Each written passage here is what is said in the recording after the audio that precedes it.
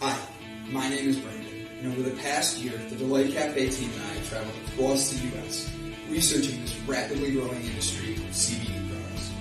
What we have found throughout the industry were products that were inconsistent in dosage and used ingredients that weren't even lab tested. Products with chalky textures, bitter aftertaste, and worst of all, confusion among the CBD consumers. That's why we created Delight Cafe. A 15 milligram, lab-tested, all-natural, water-soluble hemp CBD powder pack. It's odorless, colorless, and tasteless. Add it to your favorite drink of choice, wherever, whenever, on the go. Quickly find your calm, your balance, your delight when you need it most.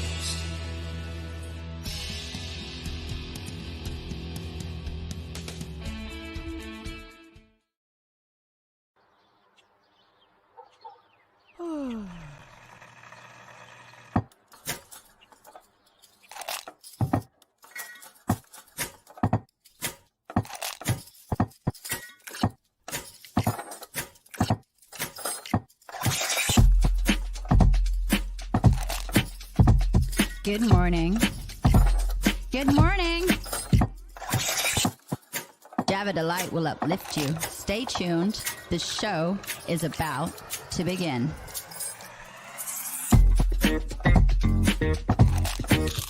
Grab your coffee. Stay tuned. This show is about to begin.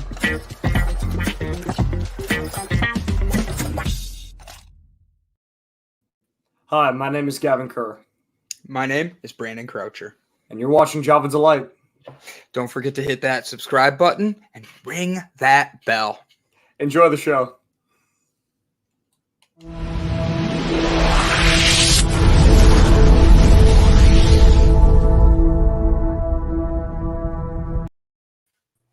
Good morning, ladies and gentlemen, and children of all ages. I want to thank you for being with us this morning. My name is Brandon Croucher, CEO at Delight Cafe, and I welcome you to the cafe. Have a great time with us. Come tell us about what you're up to and how you are changing your world today. I am joined by the one, the only, Miss Elsa from South Africa. Did you get to pet a giraffe today? Not yet. No, I didn't. Morning. Not yet. I love that. That. Not yet. It's still early in my day. Like might just happen. Just I'll walk outside with you, Brandon, and we'll pet some giraffes together. Like, yes, that's what I want in life. That and like lions. I want to be able to pet a lion. So please know that Come to South Africa, we'll make it happen. Now, my sister was in South Africa, and the truth is, I was told that we need to watch out for baboons, because baboons are notorious for unlocking cars and stealing things. I don't think they unlock the cars. They might. Some of them might be able to do that. I know they break into houses and all that as well. Yes, but not here where we live. More in the bushveld, more into the bush, where they can live without being in capture. Is that right? Really? Yes. I'm fascinated by that. They're small ones, and you get big ones, but they're not that dangerous. So they just steal the food, and they're like kids. They're like kids. We're trying something new because my desk doesn't reach as far as I do, and I disappear when on screen for that. So I'm trying to be able to click on comments and do things and see it, but my computer has to be away from me. Do you like my new background? I do actually wanted to ask you if that's your new office. It looks very nice. It is my new office, and what's there on the side? Is it painted? So, all right, let's have some fun. I'm going to turn this, and this way I can be here. Oh, wow. So, do you see it? It is my my niece. When I moved out, my sister had a baby, and my niece, who's now 9, was actually living here for a little bit. And this was the sticker that they put on the wall. And I just don't want to remove it because it reminds me of my. It just reminds me of my niece. And I think she's just an amazing individual, and I'm very lucky to have her. And I have to be honest, it's one of those things where I just am grateful that I have a niece that's such a cute little freaking piece of like everything. Yeah. Speaking of my niece, boom, there we go. Now I have everything. It's been a morning. I'll tell you this. I've been running this morning.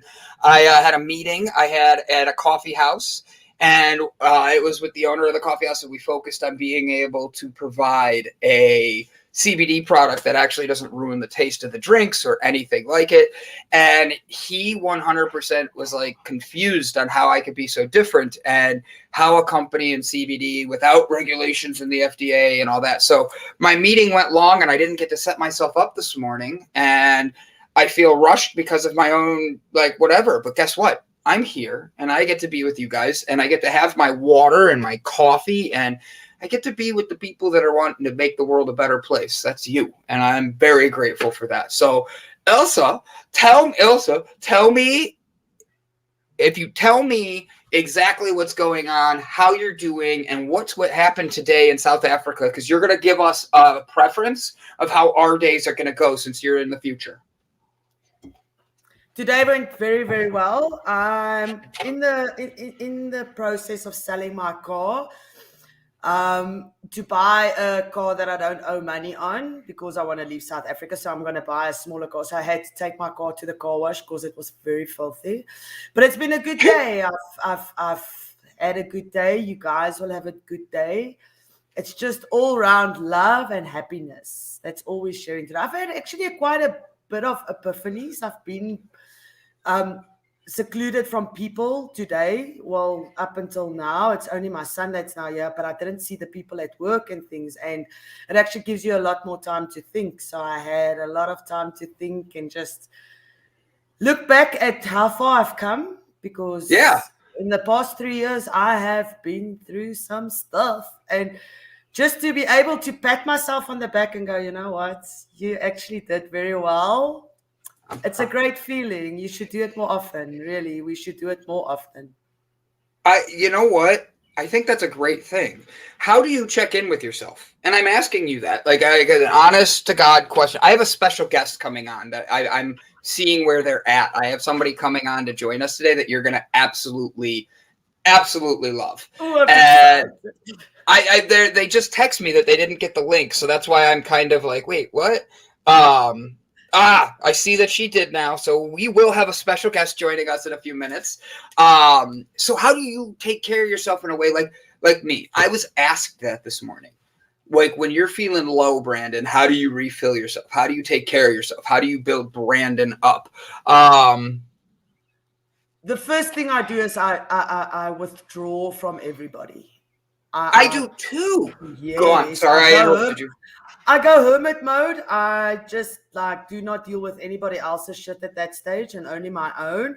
So, and to check myself, I try and always be when I'm in a situation, just try and be fair to everybody where everybody's happy. So I try and do the same with myself as well. So, okay, let me rebuttal that. You try to make everybody happy. How does that make you happy, though?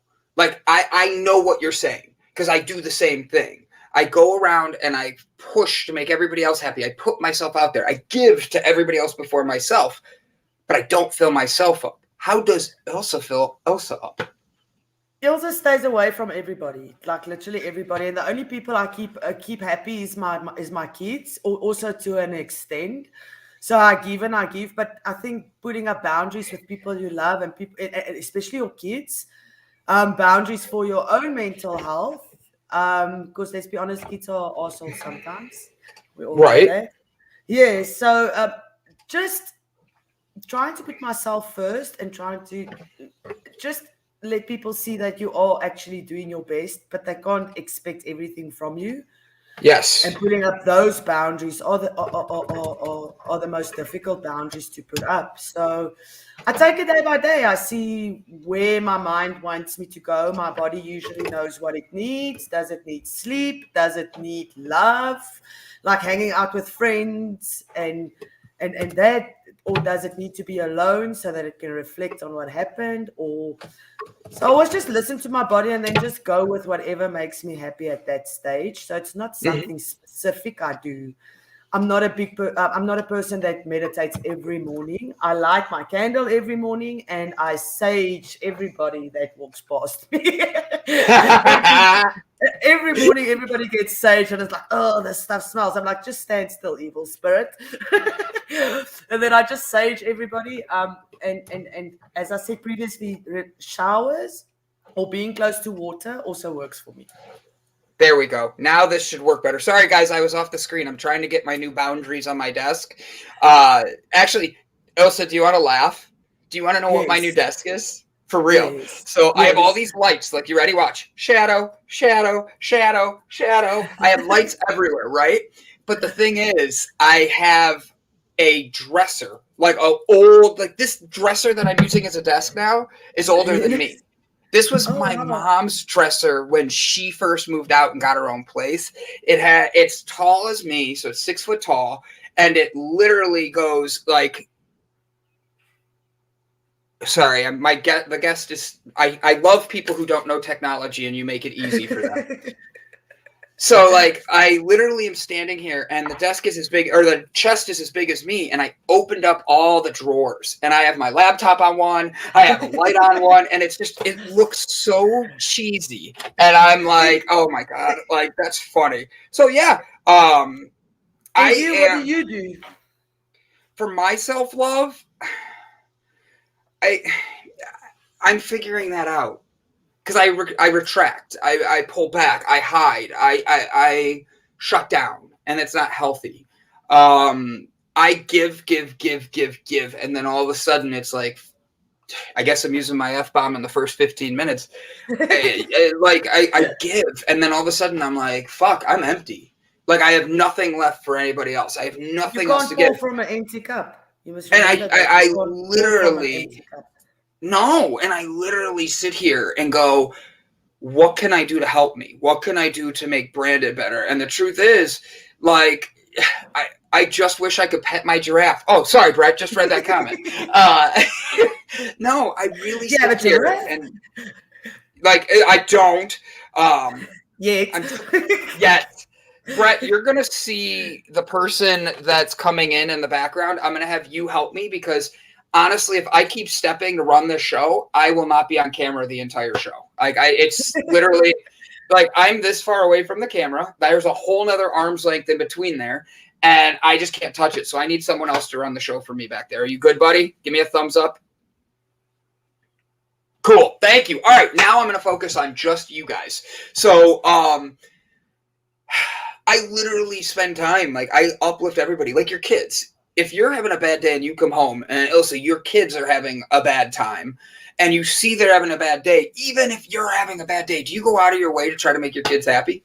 Do you jump through a hoop? Yeah. But what if that moment, especially because your kids are getting older, you have a 16-year-old, correct? 19, 13, and 5. 5? Oh, 5 man. Like, the 5-year-old is just like, whew, blows my mind. But no, 19 and 13, you have 2 teenagers. So it is super simple to be able to do this, to be able to find a negativity. It's hard to find the positive in the world. And for the kids, you have a 5-year-old. My niece is 9. And she's one of these people that I look at and I wonder where the hell she came from because she's nothing like her mother.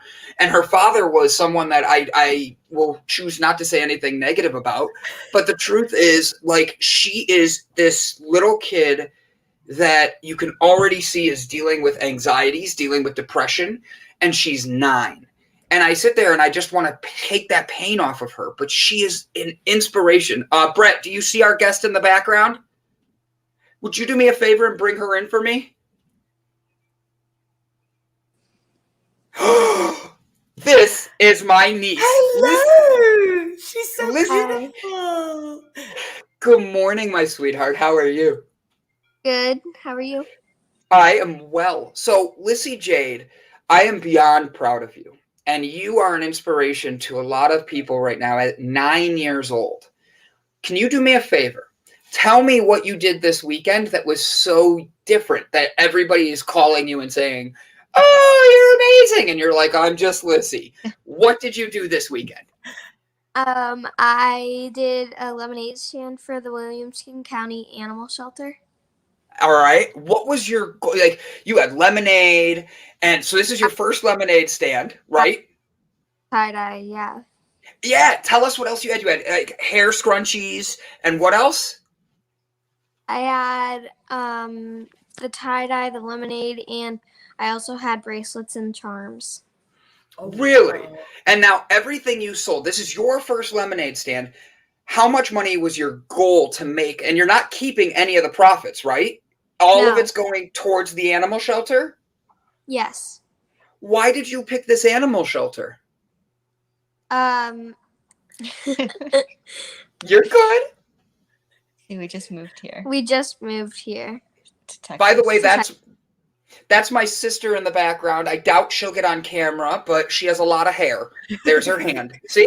Did you see? She looks like she looks like a gorilla with her hair on her hands. So, so Lissy, what was your goal to raise for this nonprofit? 600. You wanted to raise $600 at a lemonade stand, correct? Yeah. And how much did you raise so far? 850. You raised $850 just by a lemonade stand and selling tie-dye hair scrunchies and bracelets. And what are you doing with this $850? I'm gonna donate most of it, and then we might buy some stuff for them. I For love it. That Why is dogs? So amazing. Why Hey. dogs? Why don't you send the money to your Uncle B? He could always use $850. Puppies, always. So Lissy Jade, I have to let you know, I am so proud of you. Like, you've done some amazing things. Tell everybody about your hair. Do you remember when you got your hair cut the first time? Yeah. How old were How you? much? How old were you, and how many inches did you have cut off? I don't know how many inches I had cut It off. was close to about 17 It was close to. that you had never had a cut from being born all the way till about 6.5. Yeah. And you And I she don't- cut. Yeah, go ahead. Sorry, sweetie, I interrupted you.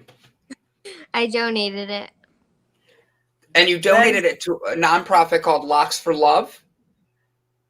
And it gives hair, like real people's hair, to people or kids that are in need of hair because they're suffering like from they might be bald, they might be going through cancer treatment, they might be doing something where they just don't have hair. And at a very young age, Veronica, was she 5?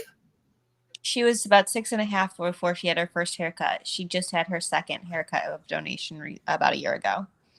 And she donated all of the hair that she had cut off to this nonprofit.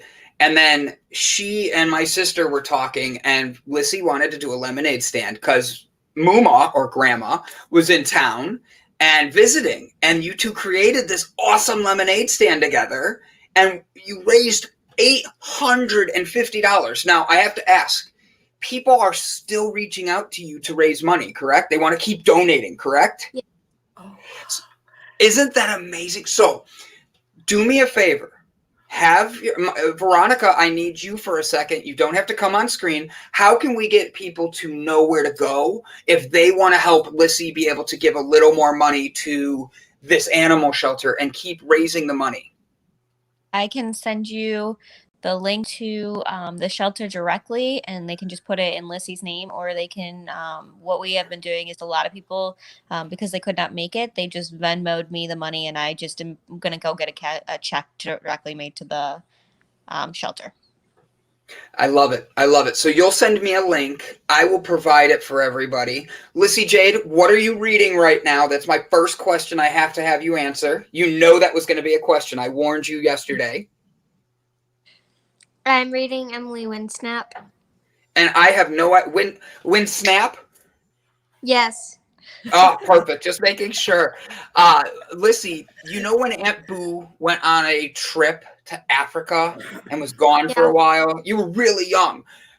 Where Aunt Boo went, Miss Ilsa lives. So we're talking to somebody in South Africa right now. I can't see your Hi, face. Lissy. Hi. You've Hi, done Liz. some incredible. You've done some incredible things. Well done. You can be very, very proud of yourself. I'm very proud of you, Lissy. And Lissy, I wanted to make sure I gave you a few minutes today to talk about that because that is a very, very noble thing. And I want you to know how proud people are of you because you need to just be you. And at 9 years old, you already have a section of life figured out that a lot of people don't. And I'm so fucking proud of you. And that was not appropriate, but it's okay because you're my niece. I will put $1 in the swear jar just for you. Or is it $2 backwards? It's Yes, $2. Let him give you the money for the shelter. Yes. Oh, so all right. Today we're going to open this up, and every F-bomb that comes out will be a $2 donation to Lissy's shelter. So, Lissy, you probably shouldn't watch today's show. My But- favorite. You have to pay all my swear words because I can't. I'm not there to give it to her. Okay, so your uncle's gonna pay all my swear words, and I know how to swear, so I've got you. Okay. Keep it up. Lots of words. We like it. I got to go, guys. It was good talking to you. Lissy Jade, are you going? What are you doing today? Are you swimming? Are you horseback riding? Tell me a little bit about what you're doing, and then I'm going to let you go, and we're going to dive back into our show and talk about things. But I want your mom to send me a link so I can make sure to share this with everybody because, like I said, I am so proud of you. You are doing, at 9 years old, I wish I had family like yours. I wish I was a 9-year-old like you. You are my family. I know. Bite me, little girl. Bite me, Lissy. Lissy is by far one of my favorite people. And I will. wait, what? When you come for Halloween, I will. Veronica, that's a secret. Dad's downstairs. Oh, so I'm actually surprising her and was coming down for Halloween. Do we have a costume? Are we doing a couple's costume, like an uncle and niece costume? Am I supposed to be buying something? I don't know. So we have a party we all go to where the theme is WrestleMania. You will be there, and then we do whatever we want Halloween night. All right, so I have to figure out my WrestleMania costume is what you're saying. Like what I'm gonna wear. Hogan. See, but is he bald? Because I feel I need a bald guy. He's got that bandana on his head, doesn't he? With that long white mustache.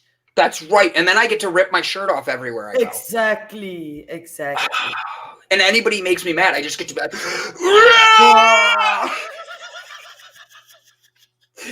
Lissy Jade, I am so in love with you as my niece. I am very grateful to have you. Please know that you're doing good things, okay? Do you see me?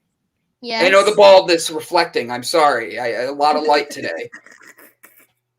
I love you, Lissy. I look forward to seeing you in November or October. Yeah, October. And I will be the best Hulk Hogan I can be. I might want to just send you a few different versions of him. Like, there's the dark Hulk Hogan where he's wearing all black. There's the, superpower Hulk Hogan where he's like, roar, and all that. Uh-oh, I'm getting a Care Bear kick-ass Brandon. I think that might be what I have to do, Liz. I hope, I can do that? Or do you want me to wear the unicorn onesie for you?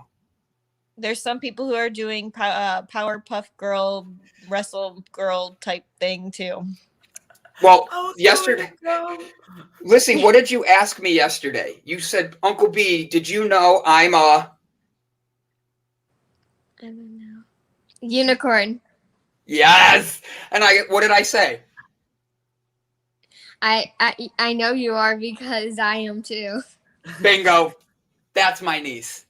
I love you, Lissy. Thank you again. And V, don't forget to send me that link. Guys, that's my niece, Lissy Croucher. She's 1 in a million. Send good vibes her way, and we'll be putting a link up at the end of the show for everybody and all that. So, love you.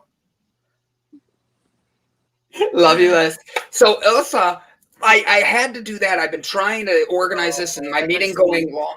I got off the phone with her yesterday, and I knew she did this fundraiser, and I had no clue what was going on, how she was doing it, how she chose it, or anything. So my sister calls last night. My niece is on the phone, and we're going back and forth talking about what she's doing and why and all this. And I'm asking these questions. She has this attitude, like a teenager's attitude. Uncle B, it's just a lemonade stand. And I'm like, oh, so it's not just a lemonade stand. It's an example for people, for adults, on how they have to live. She must never see it just as a lemonade stand. She's changing the world, and she's 9 years old.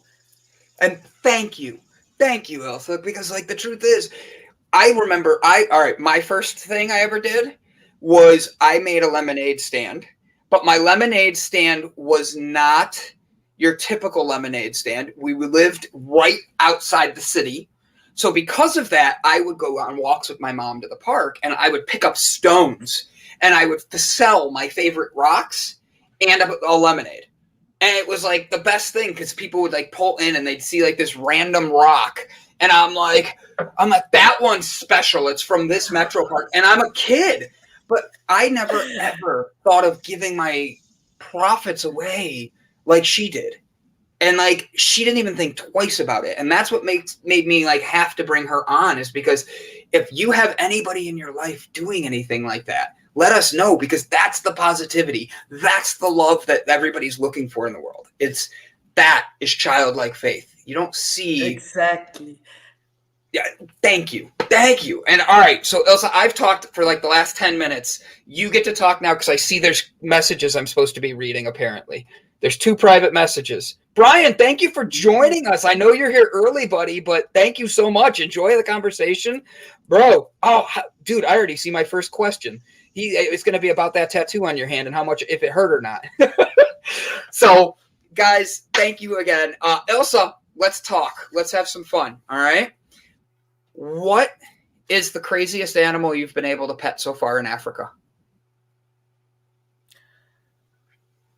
I must think now. Where did I go? I pet a lion before, a baby lion. Like I've got pictures where I'm standing with a cub, but they in captivity, so it's not nice. But it's like a mixed emotions. You really want to touch them, but you feel sorry for them because they get bred in captivity where they shouldn't be. But that was like the most insane. I've eaten a lot of weird stuff.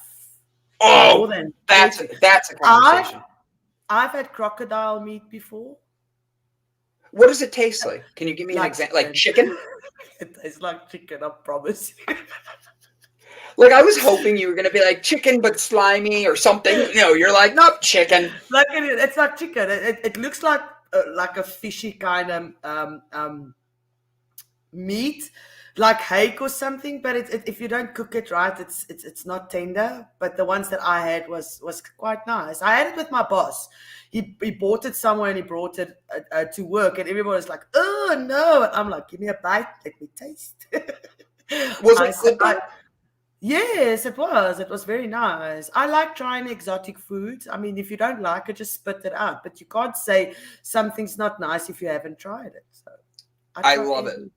I do too. You're supposed to be willing to try new things, right? What's the weirdest thing you've ever eaten? Monkey brain. Oh, sis, really? Yeah. Really? I literally am willing to try anything. You put it in front of me. Like I've done slugs. Oh my God. Oh, that I've done. Out of the garden? No. At a restaurant. No, because I'd be the guy who would eat the slug out of the garden that they're like, Brandon, that's the one poisonous slug in the world, and you just ate it. That's how I would be. And they endangered. Right? Like, all right, how long do I live? And they're like 5 minutes. It's like, shit. All right. Like one of those things. But I literally am willing to try new things. You have to let your barriers down, and food is just that first thing for me. It really is, because how many times have you said no to something that everybody else is eating and they're like, oh my God. I remember the first time. All right, so do you want to know what my favorite dessert is on Christmas? My aunt makes it once a year. It's called pretzel jello. All right. It's pretzel, whipped cream, and then like strawberry jello with like raw strawberries on the top. Okay. but it takes forever to make because you don't want the pretzels to get soft and all this other stuff. And the first time I saw it, I thought strawberries, pretzels, this is going to be just sweet, salty. It's going to be okay. They make fun of me at Christmas because her tray is like this big. And she makes 2 of them because they know I'm going to eat at least half of one. Like, this is Brandon's and that's the family's. Enjoy. Eyeballs are the one thing I will never try eating. Actually, Stuart, that's an interesting thing. I actually agree with you. I have never eaten an eyeball. I have never eaten an eyeball.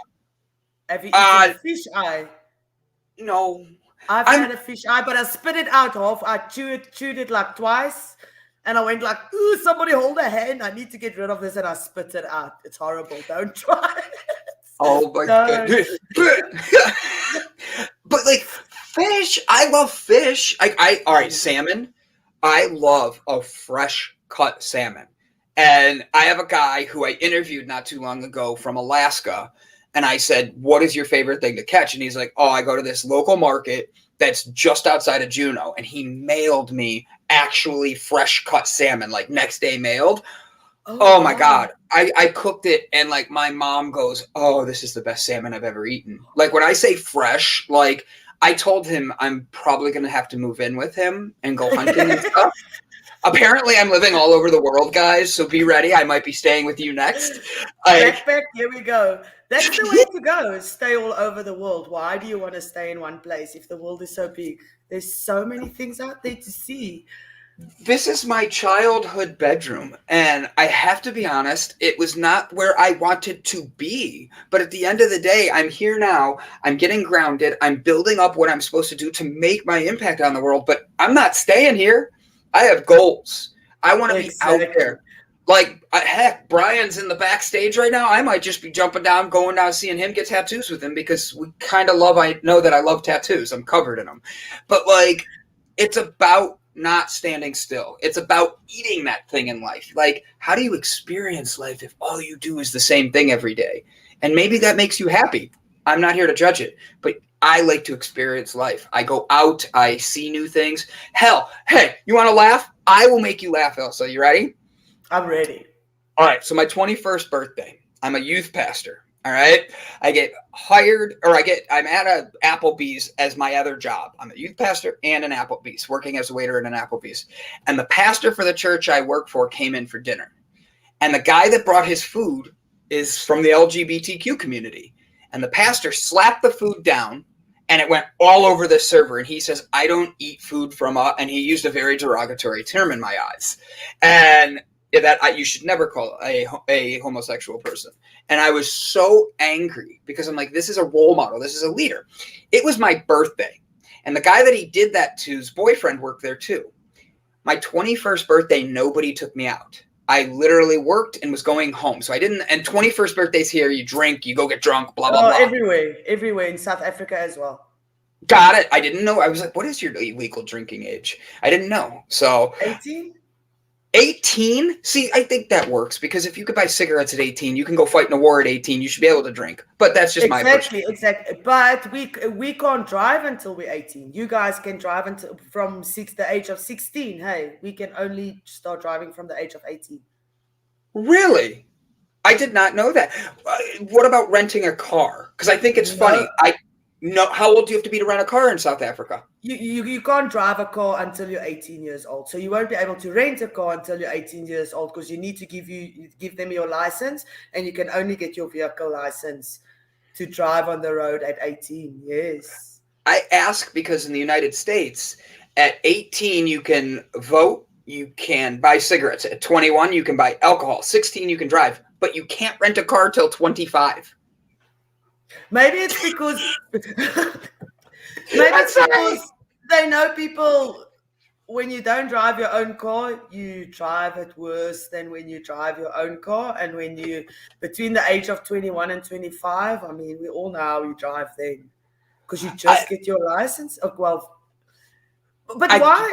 I don't understand how you can let somebody operate a vehicle and put other people's lives in danger at the age of 16.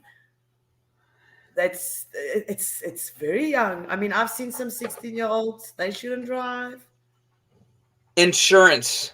It's the insurances that are in place. They're the ones that are dictating it and all that. That's an interesting thing. I didn't.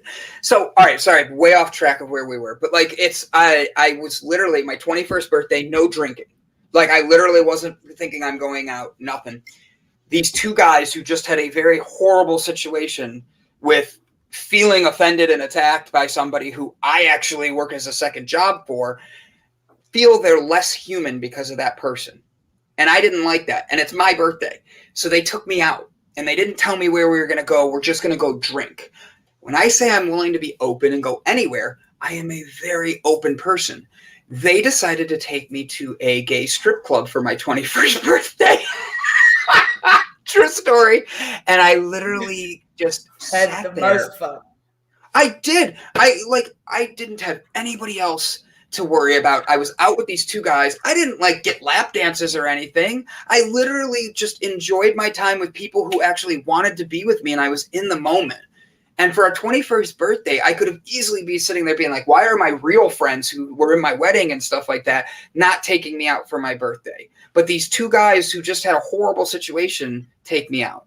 That is why life is so living in the moment, because you never know who's going to come around and really just give it to you like that. And then all of a sudden something amazing happens. So be willing to be open, be willing to accept others. Oh, I see Gavin. Oh my God. I logged in and thought Brandon was in jail. Gavin, I love you, buddy. I look forward to getting you on a day this week and catching up. It also says she's like super attracted to you. She doesn't know why 21-year-olds are her thing. Like I was like, all right, he's good looking. He is good looking. We go in public and like I'm usually like, oh, he's almost 40. He's decent looking for an older dude. And then I'm next to this 21-year-old. He's like this 21-year-old who's walking next to me with long hair and he's got like no shirt on and he's just buff as can be and he's like, yeah, how you doing? I'm like, how am I going to be able to compete with this? Like I can't. Like at 21, he's got energy I'm not going to have again in life. Like I have to like sleep for 3 weeks to get his energy. We all have to, don't worry. Right? Like I just, but I laugh because Gavin, he is on work release. That's funny. I am on work release program. I guys, this is actually, I wish I could do the show from the pink jail. So if you have to go to jail, what do you think you will be locked up for? Me? I've been in jail. Yes. Oh, you have? Yeah. I don't know. Am I talking to a criminal? So living on the edge. No, just kidding. My criminal record has been wiped clean, and it took a long time to do.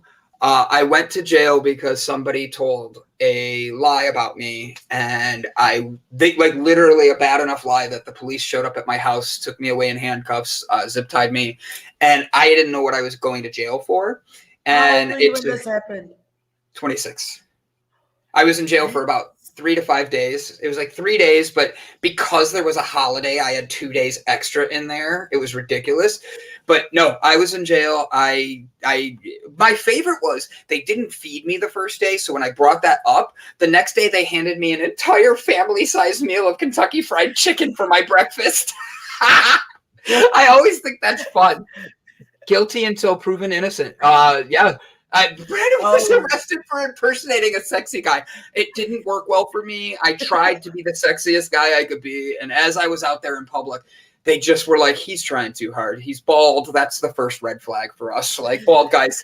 Only Bruce Willis is sexy bald. Like, let's be honest. No, there's a couple of sexy bald guys. I know of a couple of sexy bald guys.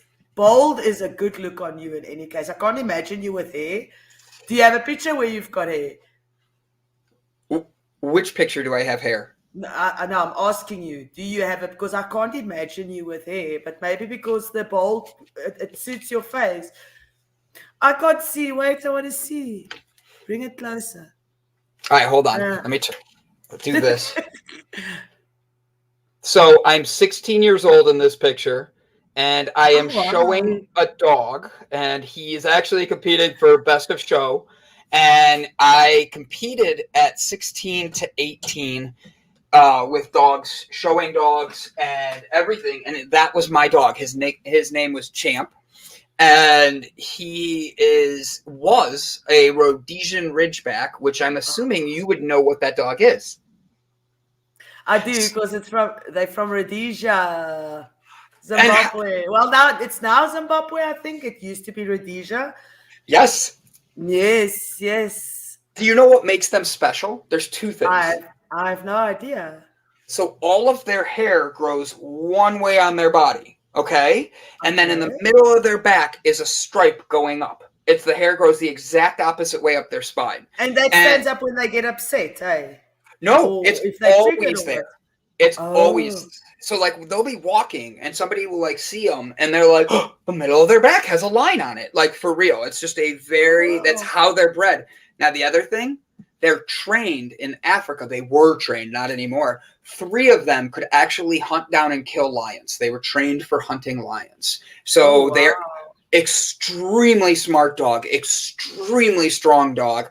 If I was to have my own dog when I get out of here and get my own place, I want another Rhodesian Ridgeback, because these dogs were literally the most loyal thing I've ever had in my life. They sit next to you. They trust you.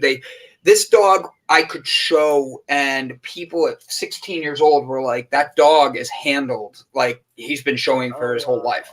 And that's something that I took a lot of pride in. But when you're 16 years old and you're still trying to figure out who you are, sometimes dog training, you think you're just like a weirdo, and I had to learn how to get over that. And that was a fun thing. So what did you do? Now that I'm sharing all my stories, you got my jail story, you got my niece on here this morning. I feel like I'm like taking over my own show, but I don't want to. I hate being the center of attention like that.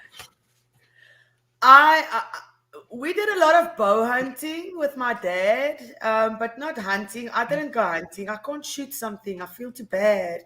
So target practice with my dad, I can do compound bow and your normal traditional bow that I can shoot with. And I was a tomboy, so I was in a boys' school, not a boys' school. It was a technical school that later on they let girls in. So when I went to, we call it standard 6, or like junior, like your last 6 years of school. Yeah. So yes. They only started to get girls in, so there were 4 or 5 girls in the whole school. So I did all boys things. And then I have a funny javelin story. I'll give you my embarrassing story. You told me your embarrassing story. So in standard 6, it's like your first day in high school. So you get there and it's all these seniors and everything, and now you have to do athletics, and I suck at athletics. I suck at sport. I suck at athletics.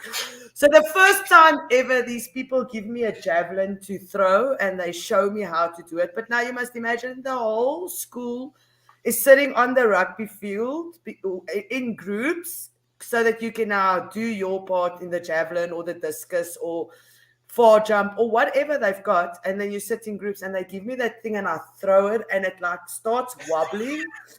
And it hits me against the ear like that.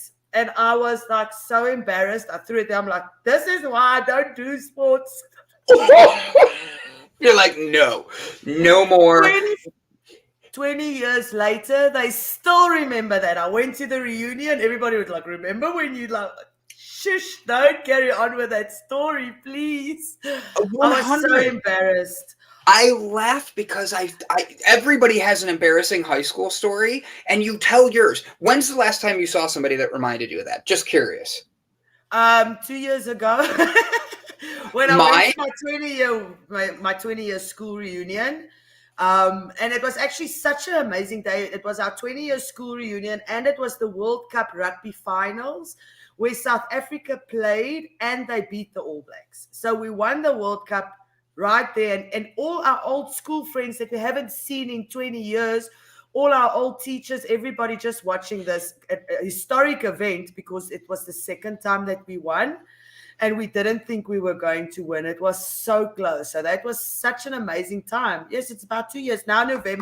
Coming November, it's 2 years ago. And I got reminded when I walked in, so nobody forgot. Oh my God. Oh, well, I think it's funny because, so like, I'm where I'm living right now. one of their new neighbors is someone I went to high school with. And the first thing out of his mouth was, "You still play with fire?" And I thought, wow, I didn't remember playing with fire in high school like that. But he remembers me setting things on fire, apparently. And then I remember why. I lit off fireworks, and when I cleaned everything up, threw them in a dumpster, did not know there was still a spark going, and it caught the dumpster on fire, actually melted the lid of the dumpsters in.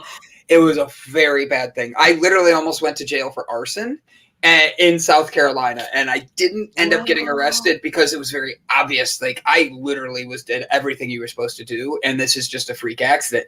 That guy remembered it, and he hasn't seen me in almost 20 years because my 20th reunion is this year. And as I'm meeting him and saying, "Hey, how you doing?" He literally goes, "So, you still play with fire?" And I'm like, "That's what you think of me? Like, douche." Still a douche? Yeah. Yes. That is exactly how I felt. I'm like, wow, douche Bigelow. Like, I've watched that movie. That is a brilliant movie. it's funny. Yes. It's Have you seen funny. Black Sheep? Chris I have Farley's not. Black Sheep. No, Have I you haven't. seen Tommy Boy? No. Guys, like, I don't watch many Send me a movies. list.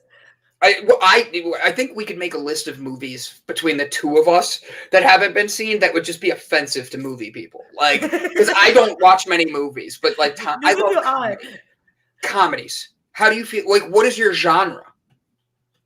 Adam Sandler. I love Adam Sandler movies.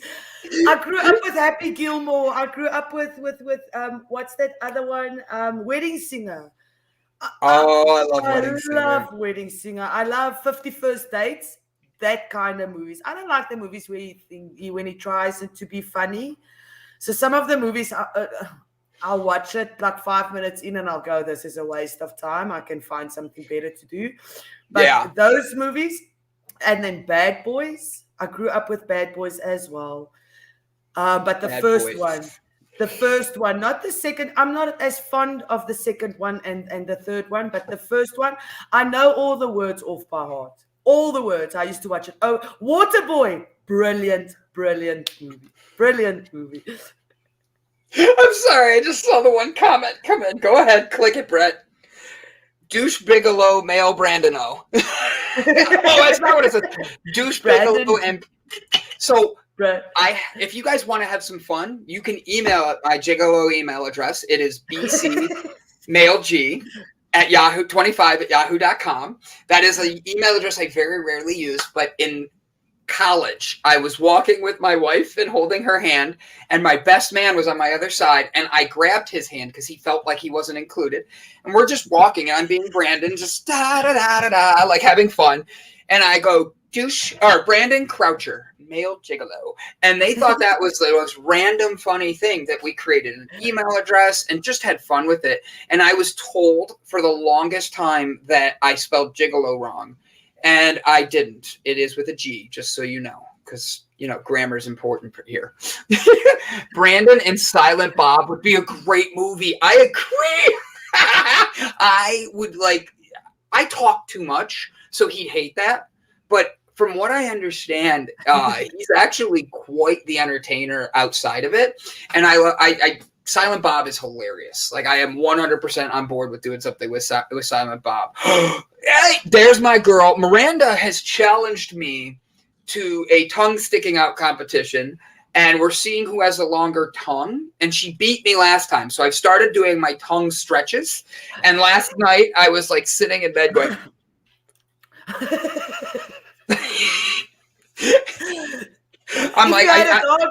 if you had a dog, he would think you're crazy. He would just look at you like, "What are you doing?"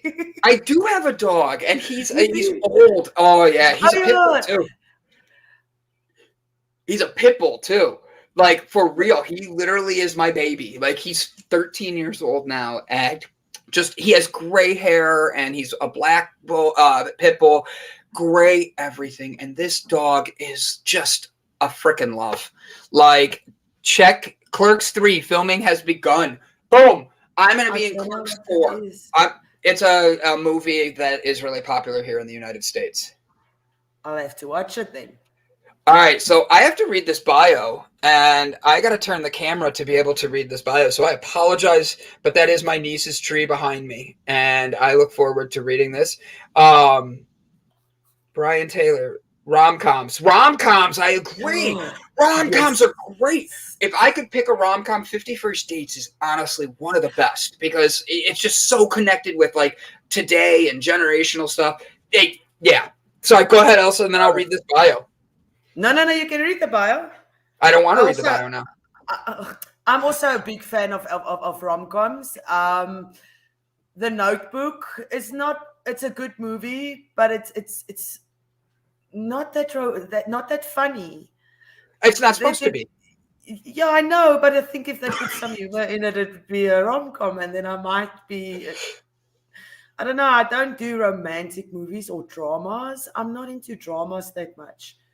I've got enough drama in my life. Why would I want to watch? But I'm a big fan of Law and Order, but the Special Victims Unit. You see the oxymoron here, right? Like you're like, I don't like drama, but the TV I watch this. Like it's the most dramatic. I need to know how to hide bodies. I need to know how to hide bodies as well. So I mean, the serial killer documentaries, my favorite. I watch that stuff all the time. So I know how to hide a body if you need help. I have to be honest, I really appreciate you saying that live on air to a worldwide audience. So thank you. All right, let me read. Guys, I am very, very, very excited. He has been sitting in the background having fun with us. His name is Brian Taylor. Brian Taylor. He is a 45-year-old author, artist, sound designer, and podcaster from Denver, Colorado. So obviously I'm going to enjoy him. We're not going to go into why. Everybody knows me like that. As a polymath, a person of wide-ranging knowledge, he finds that he is always learning and creating. God, I love him already. The list of skills that he has acquired is hilariously long. Ones that he currently pursues are photography, writing, audio design, and production, illustration, and general badassery. Guys, I think you're going to see him, and I might have another like man crush today, just to warn everybody, okay? Being an athlete, a chef, a dancer, a poet. Oh, fuck, man. Oh, damn it, that's 3 today. I'm sorry, everybody. That's $6 I owe my niece now. Has all helped him shape into who he is today through his collection of skills. He has mastered the art of learning.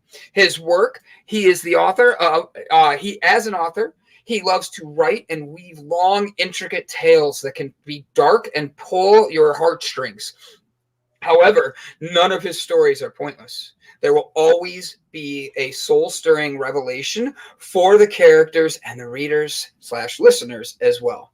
Like most authors, he influences personal experience and emotions into his stories to help drive the narrative while also making a tale of characters more relatable.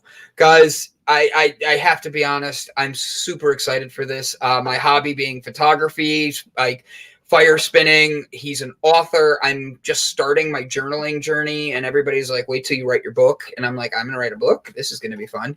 But the truth is, I am so excited to have him on because we are about building up, bringing out the best, and finding the most inside ourselves. And guys, I have to be honest, Brian Taylor's got it. He's already hitting his stride. He's 45, and I've seen his picture in the background. He doesn't look 45. I hope to look that good when I get to be that age. And I'm just excited to get to know and make a new friend today. So don't go anywhere. Stay around. He'll be on in about 7 minutes. So thank you guys so much. And then I joke. Elsa, go ahead. If you have to write a book, what will you write about? So, you asked me about we talked about my jail. I would write about why you have to keep going in life. When I tell my story and how I go 100 miles an hour at all times and learning about me, everybody has a story. But the thing is, we think our story makes us makes us who we are. When the truth is, my story made me into wanting to be a better person. and seeing that the world is going to have a lot of negative people in it, but it's my choice whether to absorb that energy of theirs or not. So for me, I'd want to write a book that shows that even when somebody does wrong versus you, lead with forgiveness and show the truth of who you really are, because their truth will come out one day. So that's why I do that. Like, I really believe I am going to write a book. I've already started writing a book, and it's meant to be different. I have QR codes. So each chapter, you can literally scan the chapter at the beginning of what I'm talking about, and then put a VR unit on and look around the exact room or spot I'm talking about. So that way you feel like you're immersed in the story already. Really? Yeah. Like I have amazing. My mom and dad have, like, my sister's old bedroom I call the pink jail, and it has become the name of that room in my family. And the reason is very dark and very hard. And when I tell people about it, they read that chapter and they're like, Brandon, like, I'm glad you're still here. And I don't say that to have that be what I'm talking about, but I say that to say, when you say pink jail, it automatically triggers people to be like, wait, what? Like, what is that? And then when you put the VR on and you see it and you look around, it is a completely different mindset. And you're like, wow. Like, and then after you read the chapter, you're sitting there going, wow. Like, to come out of that and keep pushing, to come out of where I was and the darkness that happened around me. Like, I just want to take my pain and turn it into a positive to help others. And that's a very, very difficult thing that a lot of people want to do, but fuck, I believe I can do it. Damn it, $8. That's a fucking another one. Oh, you butt! Now that's 10. And it doesn't count being written, because I know people will just write the F word the rest of the day. I was ready to type. Oh my God. Puppies. I like puppies. So my niece is at like $18 right now. This is wonderful. But it's worth it. Like, I to do something good like that is just so worth it. But like, what about you? What if you were to write a book, Elsa? What would yours be? The South African journey? Nah, no, not that. I would, when I was in matric, which was our final year, I wrote a paper, an English paper for my final exams. And I remember it clearly. I wrote that what kind of mom I want to be for my kids, even though I didn't know how many kids I was going to have or whatever. And I think also because of my past and realizing that you don't always have people, that the people that you think have your back don't always have your back. And for me, it will just be giving people as well my history of and my story, but just also explaining to them how to not let your wounds of your past affect your kids in the time now, and being an example for your kids, because it's easy to say, yes, I'm this, but if you need to be an example for your kids, you need to deserve your kids' respect as well as give them to them. And I think because we are damaged, there's so many damaged people out there, we don't know how. So if they can read it in a book, or maybe pull from somebody else's experience in being a mother, because they maybe didn't have a good example. So that is what I would like to do if I ever write a book. I don't know if my ADHD will allow me, though. I wake up, and instead of touching my phone or anything, I journal now. And I've been doing it for like a week. Sherry McQueen, I'm not clicking on your comment. Oh, never mind. Brett's going to click on your comment.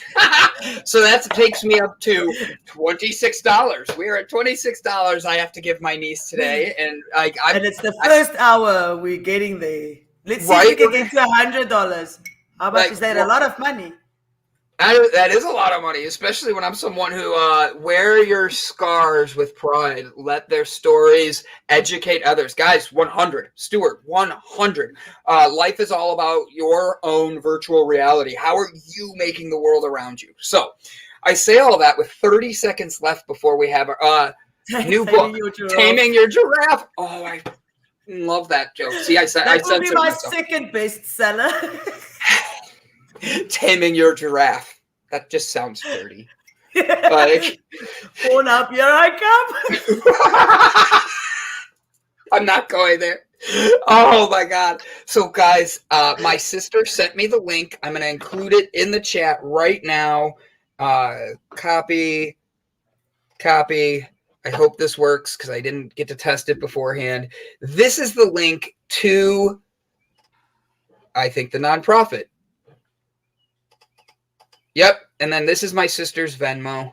She is accepting anybody's donation right now. 100% going to, it's to help my niece be able to raise money for kids or for pets. And she's out here doing amazing things.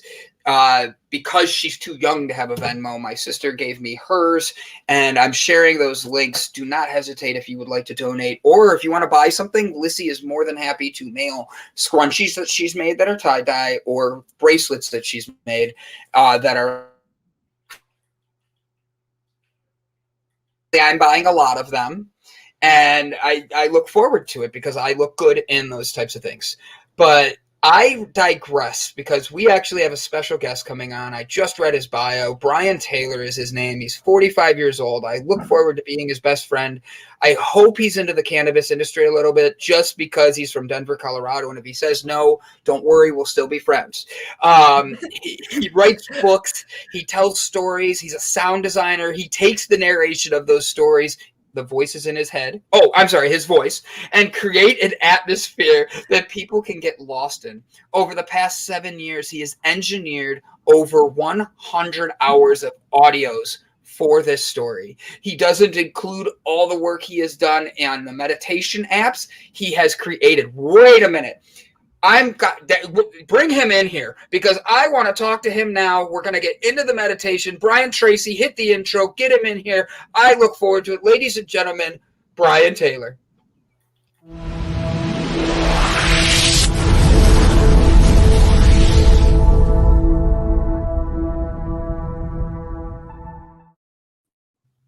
Hello. What's up, guys? What's up, buddy? How you doing, my man? I'm doing fantastic. You guys can hear me okay, right? Absolutely. Can you hear us okay? Sweet. Oh yeah, I got you. You look good too. Like I feel like you're like doing like a dark theme where like I have these shadows. You're sitting here in like the dark wearing all white. Like, yeah, how you doing? So I do a lot of sound design. I do a lot of video creation, and I am fortunate enough to, after many years of struggle, I have a studio here in the basement of my house. So I've got a sound design studio. I've got video studio. I've got the whole 9 yards down here. Oh my gosh, I love it. All right, starting from the beginning, because I'm going to get into the meditation app. We're going to get into tattoos. Like, I want to know about you, buddy. Like, you've done a lot of cool things, and I'm not that far off from your age, and I want to be able to be just like you when I grow up. You don't want to be like me. You don't want to do that. I do. It's actually written on my goal wall. You just don't see it because it's off to this side. I wrote it this morning, so I say it common. But like, for real, why did you get into all these things? Like, for the sound, for writing, and like nobody just goes and writes to just write. And the people that do, they're called authors that write books. And you've done that, but like, you did it to do other things. Tell me about that, Brian. Like, what was your connection and why do you do these things? So it's really interesting. So you mentioned it in the bio. I'm a polymath. And for those of you that don't know, it's the new term for a Renaissance man. So it's a little bit more of an inclusive term as far as today's world goes. So I have just been collecting skills for a long time. And one thing I've always wanted to do was be able to tell a story that really grabbed a hold of people, that really shook you. You know, it reached out and it just kind of shook you like you're not supposed to shake babies. By the way, you can vibrate babies. You just cannot shake them. Good to know. Vibrate your babies. I have a daughter. You can vibrate them. They love it. Just don't shake them. So anyway, I'm sitting here going, all right, so we can, I've learned today that Ilsa can hide a body, and I'm allowed to vibrate, not shake babies. This is not going to be my best episode. I'll let you know. I'm loving it, but this is going to get me caught. That was one of my daughter's favorite things, right? So like you pick her up, and she's 9 now, so she's a little too heavy for me to do that. But you pick her up and you just kind of, and then all of a sudden they start going with you. They start making the sound like it's hilarious. Anyway. That having been said, I really like to tell stories. It's kind of something that has always been a part of who I am. And I got into the storytelling thing because I started my life as an illustrator. And I had always wanted to draw comic books. I grew up with comic books, graphic novels, cartoons, that sort of stuff. It was always my thing, right? I spent 4 periods a day. It's the name of my new band. That's great. So I always wanted to create like a comic book or something along those lines. And I didn't have the ability to draw fast enough. I could draw quality, but not fast. So I was trying to figure out what to do. And my wife goes, why don't you just write it? And so I started writing, and it quickly turned into an addiction. And before I knew it, I had completed my first fiction novel. And that 1 turned into 3, and that 3 turned into 4. And now I'm working on 5 and 6. But I have never been one to do things the way that someone else does things. I look at what everyone else is doing and I'm going, no, we're not doing it that way. We got to do it. We're going this way. So when I recorded the audiobook, I listened to it and I was like, that needs a little bit of love thrown on it. You know, we need to rub some magic on this. And so I started putting theatrical soundtracks and sound effects to it. And that took a narration and turned it into something much more robust. And when people started listening to it, they were like, holy crap, I am drawn into this like you wouldn't believe. So I decided to continue going forward with that. And here's where we're at right now. The sound design and everything like that is just kind of now part of that brand. Yeah. That is like, go ahead, Elsa. I started listening to your book last night, the 12 Blackened Petals. I am at chapter 5. I'm loving it because I'm a lazy reader. So hats off. That is some brilliant. Thank you. Wait till you get to chapter 7. Oh, I'm excited. Tonight after the meeting, I'm going to do chapter 6 and chapter 7. Yeah. So basically what I like to do is I kind of like to, when I write these books, I'll either start you off in the middle of some what the effery, like you'll just be thrown into the middle of some stuff and then we reveal the story as we go. Or I will start you off at the very beginning and then quickly take you through this. I don't like long drawn out entries, but the story that you're listening to right now, Elsa, is it's just the first in a long line. So it used to be called 12 Blackened Petals. It has been rebranded as the most amazing story ever because you'd be surprised how many people cannot spell the word blackened and how many people do not know the difference between the pedal of a bicycle and the petal of a flower. So anyway, that having been said, we rebranded it and because it is a story that deals with gods, right? Like modern day gods. So because it's that, we started rebranding each individual book as a gospel, right? So the gospel of Sam, the gospel of Muriel, the gospel of Jill. And so Sam's timeline, the story that you're listening to, the gospel of Sam, that is the main timeline in the entire story. But these other side stories are connected to it and ultimately wind up crashing back into the main timeline. But each one of them is unique and powerful in and of itself. I can't wait to finish it. I can't wait for you to finish it. I feel like I was missing out. I didn't know I was supposed to start a book yesterday. I would have been more prepared. You can start today. We won't tell anybody. Don't tell the author. I don't want to disappoint him. Yeah, no. We won't. Thank you, guys. That was an accident. I don't do books. So that was like completely by accident. What's this? Let me click. 5 seconds in, I'm like, oh, I'm loving this. So that's very, very good. But just a heads up for your viewers and listeners and so on and so forth. It is dark. It does have a lot of violence in it.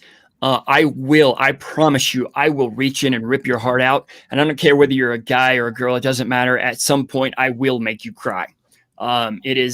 there are those points in there to where certain characters are forced to make stupid, difficult, decisions. And Sam, the main character, his background is really hard and really difficult to choke down. And not because it's hard to listen, just because you're like, wow, I can't believe someone went through this. Yeah. Mm-hmm. I'm in. Brian Tracy's got you. He's gonna be listening / reading too. He's a truck driver, so I'm really excited to see how he reads this while driving. Get off the roads, and I believe he's in Denver right now, so that's gonna be fun for you. Nice. So now you have a 9-year-old. You write books. You're doing the audio. Do you do the audio for your books as well? I do the narration. I have, like I said, I've got a professional sound studio, and my voice here is not like my voice in the books. My voice in the books is much more rich because we're using a much more intricate setup. I'm capturing better sound. But yes, so I do all the sound engineering, all the sound design. I compose probably in the beginning. I didn't compose 100% of the music. I only composed about 45%. But these days I'm composing almost 100% of the music. And I do a lot of the Foley, which is the sound effects, but I don't do it all because of time constraints. It's for a while there, I was cranking out one of these chapters every week, and my lifestyle just couldn't keep up. But yeah, go ahead. No. I was going to say, how many instruments do you play now? I only play one, and that's a keyboard. So fortunately, we are now in a world to where you can have a keyboard and suddenly have access to 45,000 instruments. And since we're speed based on this, because I have to produce in a certain time frame, we take a different approach. And when I say we, I mean me. Basically, my wife backs me up and gives me moral support, but I have to take a much more speedy approach to it. So I don't build music like your top 40 pop songs. I can't make you a hip hop beat, but what I can do is I can compose some music that will emotionally make you just flip out. Yeah, it's good. Oh, wow. Go ahead, Elsa. I see you all excited. She's like on the edge of her chair with you. I'm like, oh man, like I feel like I need to sit back. Like, go ahead, girl. Here, do your interview. I'm just talking about what I've seen on your page on YouTube, and I see you've even got park hour videos. It is a park. Do they call it parkour? Yes, parkour. I spent. Is it parkour? Yeah, I spent 16 years of my life doing parkour. So the cascade kind of went like this. It went martial arts. So I was in a really rough household, and I got my ass kicked by the folks that were supposed to raise me on a daily basis. And I couldn't defend myself because I was never given the opportunity. They were a lot bigger than me, right? So when 15 years old came around, I wound up not in that situation anymore, and wound up taking jujitsu, Japanese jujitsu. And I did that for 8-9 years solid. And that led me into ballet because my instructor tied me in a knot and says, "You're going to dance for my wife, aren't you?" And I said, okay, yeah, because it really hurt. And I had to kind of give in. But so I wound up doing ballet for about 3.5 years, danced a few shows, so on and so forth. But then ballet actually led me into breakdancing, and I did breakdancing for 9 years. And right at the tail end of my breakdancing career, I wound up moving to Colorado and stumbling upon parkour. And I did that for 16 years, and I just retired from that maybe 5 years ago. So the parkour was it was a lot of fun. I had always wanted to move like that. And for those of you that don't know, parkour is the thing where people are like running up walls and jumping from rooftop to rooftop and flipping over cars and so on and so forth. So anyway, that having been said, yes, I did parkour for a number of years. I actually owned a gym for a short period of time. Wow. You really have done. What did you call yourself? A polymath? Correct. So does that mean like that you said it's like a Renaissance man? It's somebody that's new, that does many things. So that's like the old jack of all trades but master at nothing type of thing? No, not correct. So a lot of people would say jack of all trades, master of nothing, but that's not true. I'm a master of learning. So I can literally jump into any situation, and I can learn faster than people that are only focusing on that one thing, because I'm bringing 45 skills worth of learning to the table. You know, I can go in and I can quickly break down what's going on, fail fast, fail hard, and then get over the hump, that learning curve, that wall that everyone hits.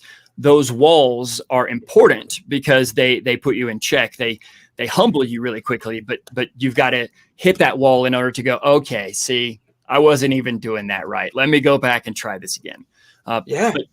So not a master of none, a master of learning. That is phenomenally said. Not a master of none, I'm a master of learning, because that is, like, Brian, honestly, I've never heard it said like that. So I truly, like, I'm going to grab that, and that just got ingrained into me. So please note, thank you for that. With that being said, though, like you said, everybody's going to hit a wall. What was your wall? What was your wall, and how did you get through it, get over it? What was your wall? Oh, geez, I've hit a bunch of them. The biggest one that I've overcome has happened really in the past 5 years. So actually, you know what? Let's go back and say 8, because it started about 8 years ago. And that big wall was, my life is not what I want it to be. Sure, I can do all of these different things. I can do this. I can run up walls. I can spin on my head. I can spin on one hand. I can do all these crazy things, but my life is not where I want it to be. And I didn't know how to take it from where it was to where I needed it to be. And that was the biggest wall that I ran into. And that wall was creating a lot of frustration and anger in me. And that was actually causing waves in my normal life. And that really started to hit 5 years ago. So the process was a 3-year buildup, but 5 years ago, I started noticing it was attacking my health. And I was having some really, really serious issues. I wound up having 5 heart procedures over the past 5 years. No, 4 heart procedures over the past 5 years. Sorry, I misspoke. And I am now saddled with a whole bunch of BS that I have to deal with. And so my whole wall that I had to climb over was to learn how to calm down, learn how to be patient, learn how to invest the effort now, plant the seed for the tree I'm not going to sit under, and really just be patient and let my hard work and effort pay off and not pivot so fast. I would do something and I would get really good at it, but I wasn't patient enough to see that tree even grow into a sapling.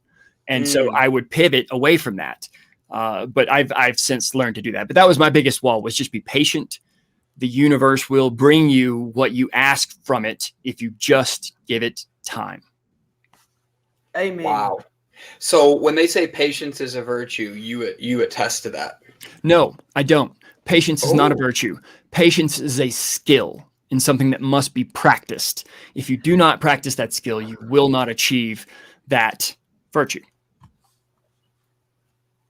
I love that. I